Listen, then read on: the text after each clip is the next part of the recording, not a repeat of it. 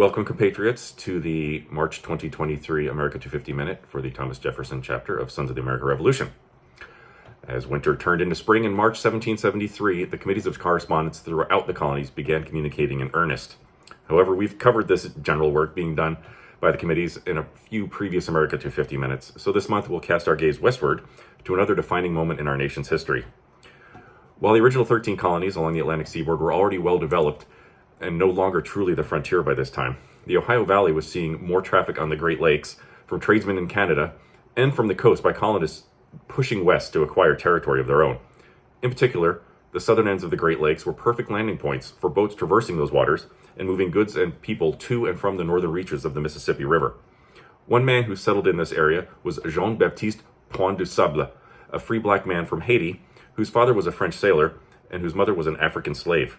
He and his Native American wife, Kittiwaha, traveled from Indiana, still controlled by Native Americans at this time, to the mouth of the Chicago River, and on March 12, 1773, they established a small farm on the north bank.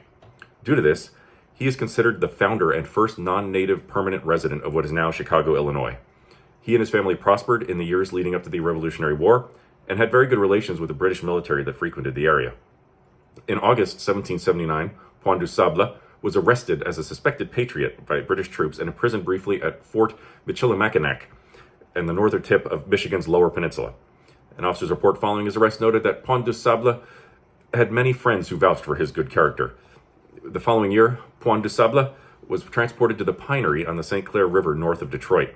From the summer of 1780 until May 1784, Point du Sable managed the Pinery, a tract of woodlands owned by British officer Lieutenant Patrick Sinclair on the St. Clair River in eastern Michigan. This may have been a choice given to him by the British, offering him release from his imprisonment to manage the Pinery. He returned to Chicago after America achieved her independence. Point du Sable left Chicago in 1800, selling his property to a neighbor.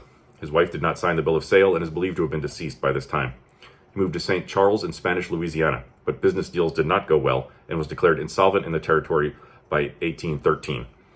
By 1818, the once prosperous farmer was destitute and depended on the goodwill of a neighbor for his housekeeping. He died on August 28th of that year. In the 1850s, his contributions to the establishment of Chicago began to be recognized, but he was not credited as the founder until the 1933 Chicago World's Fair, after the efforts of many African American groups. Even as our ancestors began to prepare for war along the East Coast, hardy men and women in the heartland were already laying the groundwork for what our nation would eventually become, a land of opportunity spanning an entire continent from sea to shining sea.